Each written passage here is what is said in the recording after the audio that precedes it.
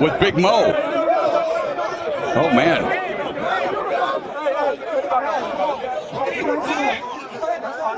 Christopher, you ready? Are you going to keep boxing? Yeah. You really love this shit, huh? So here's where everything fell apart for Jake Paul. The second Anthony Joshua delivered that reality check, it wasn't just Jake who crumbled. Logan Paul completely lost his mind watching from ringside, and what followed was messier than the actual knockout. This became a family meltdown, a public disaster, and a moment that stripped away every illusion while the entire world was watching. Incredible!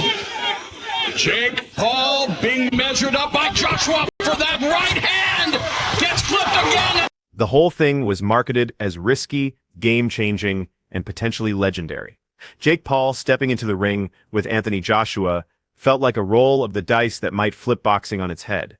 But the moment that first bell sounded, the gamble disappeared and harsh reality took over. Nobody predicted how catastrophically this would implode.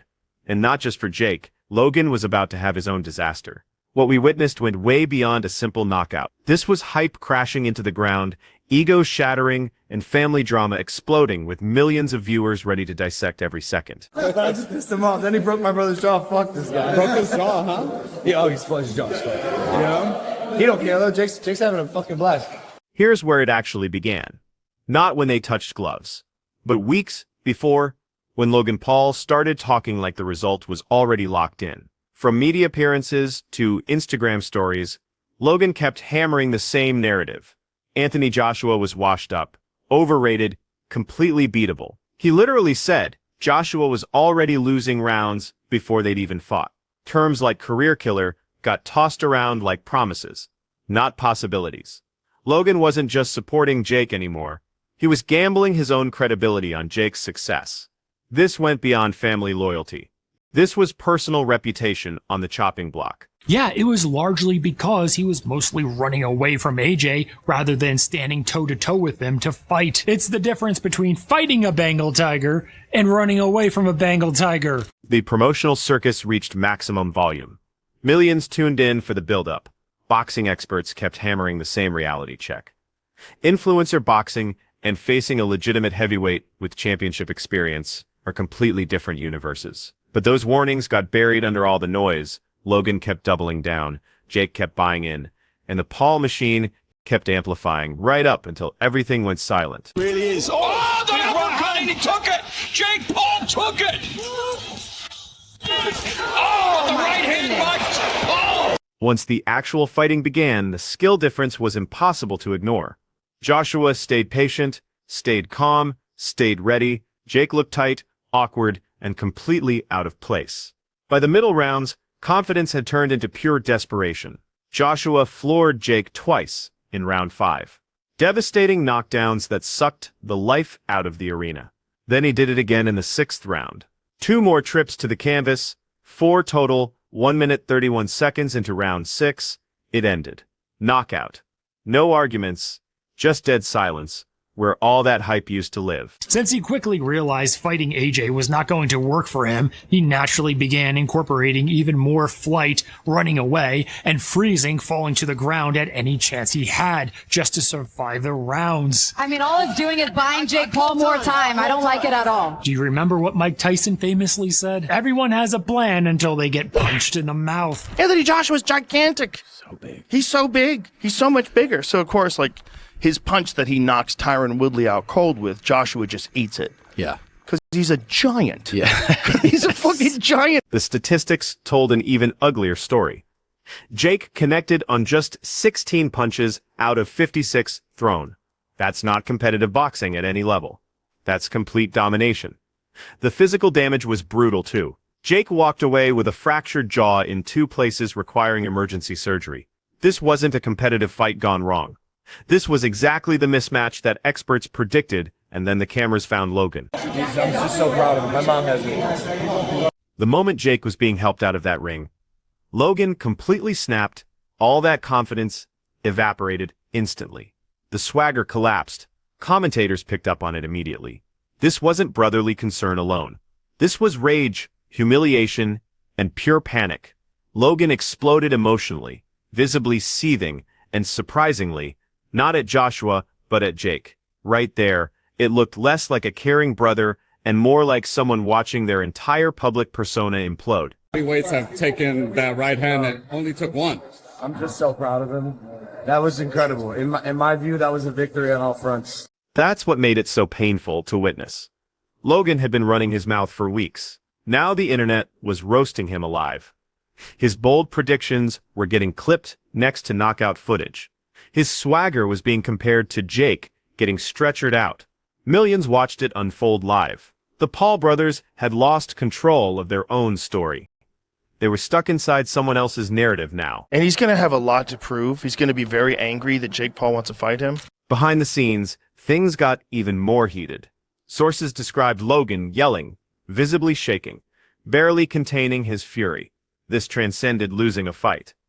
This was about getting completely exposed. Anthony Joshua didn't just knock Jake unconscious. He shattered the entire Paul mythology. He proved the difference between manufactured hype and authentic skill. Logan felt it hit him like a truck. The internet response was absolutely savage. People mocked every pre-fight boast. Experts dissected every failed moment.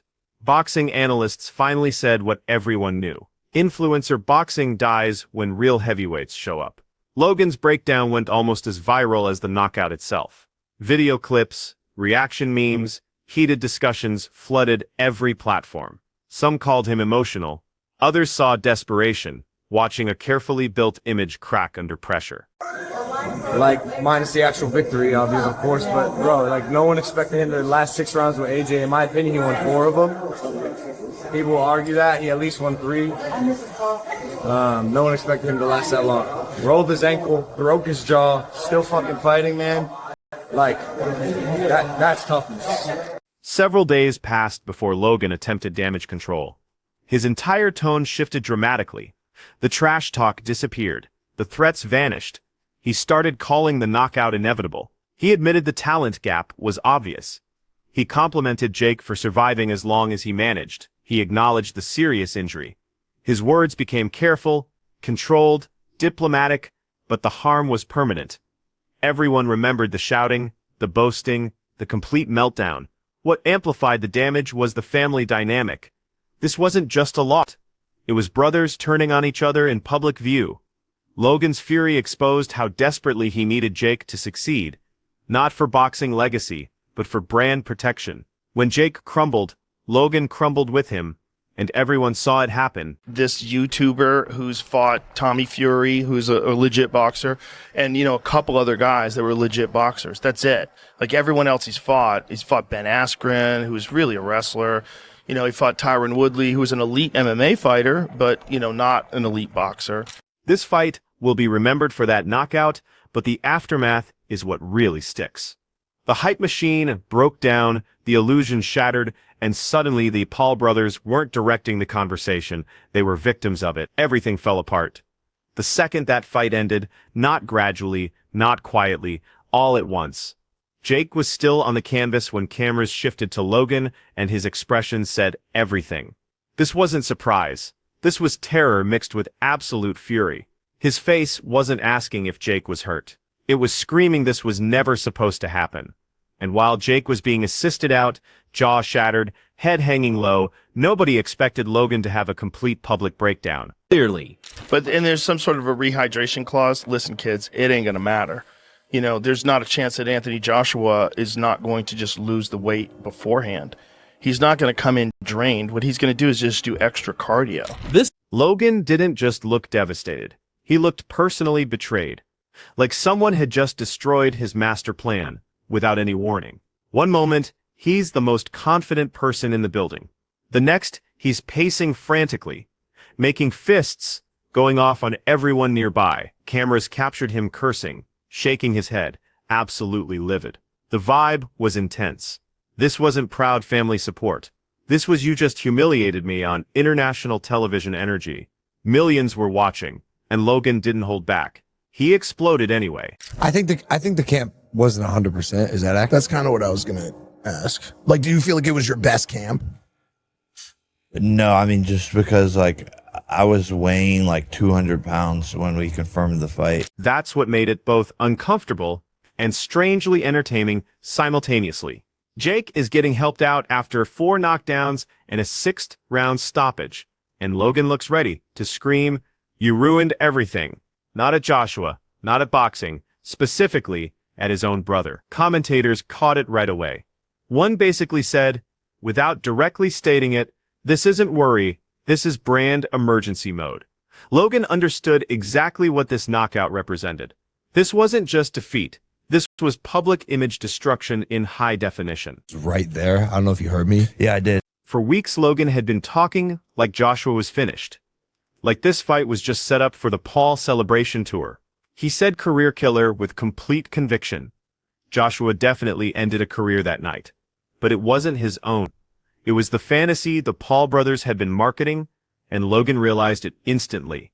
You could see it in his restless movement, his wild gesturing, the way he looked less like family and more like a business manager watching his investment collapse. To get that world-class gas tank, you need like a Sam Calavita. You need like a Nick Curson. You need like these plyometrics experts that are who got heart rate monitors on you, and they're checking when your recovery is ready and go. Yeah. And you fucking yeah. You need guys monitoring your recovery, monitoring your heart rate variability, your VO2 max. For behind the scenes, conditions didn't improve.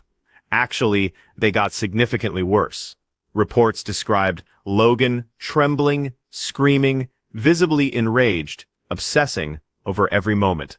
That phrase, "You ruined everything." Jake basically captured the whole situation, and that's devastating because Jake didn't just lose normally. He landed 16 punches out of 56 attempts. He had knocked down 4 separate times.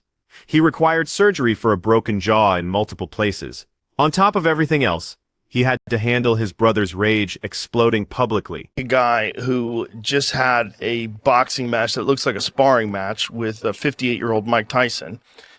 And then you're going to fight one of the absolute scariest knockout artists. Then the emotional damage really kicked in. Pride got wounded. Ego got demolished. Both brothers suddenly faced intense scrutiny. Jake got criticized for accepting a fight beyond his abilities. Logan got criticized for talking recklessly, then having a meltdown when truth arrived. Every reaction video, every podcast discussion, every comment thread became public therapy they never wanted. The knockout exposed the illusion. The meltdown confirmed everything. What people witnessed wasn't just a fighter getting stopped. They watched 2 brothers lose control of a story they thought they controlled, and that's why this moment still resonates. It wasn't just dramatic. It wasn't just viral content. It was genuine, chaotic, and authentic in ways the Paul brand rarely permits. Anthony Joshua threw the punches, but the aftermath caused the lasting damage. This fight stays memorable because it stripped away all the manufactured hype. Skill demolished noise, experience crushed arrogance, and reality arrived without any mercy. Logan's breakdown became a cautionary tale about what happens when ego gets louder than preparation, and family pride becomes public pressure. The knockout wasn't just physical destruction, it was symbolic annihilation. A clear boundary between influencer boxing and the brutal, honest world of professional heavyweights. The entire sequence was devastating and undeniable. Relentless arrogance, a vicious knockout, a ringside meltdown, and desperate damage control afterward. The Paul brothers built their empire on narrative control, and now it's fundamentally shaken. What comes next won't be subtle. It's going to be explosive. Public. The timing in that right hand, just spectacular. That's stepping in as well. Over the top. I mean, that was a full force shot to the temple. I mean, he's Fucksville right now.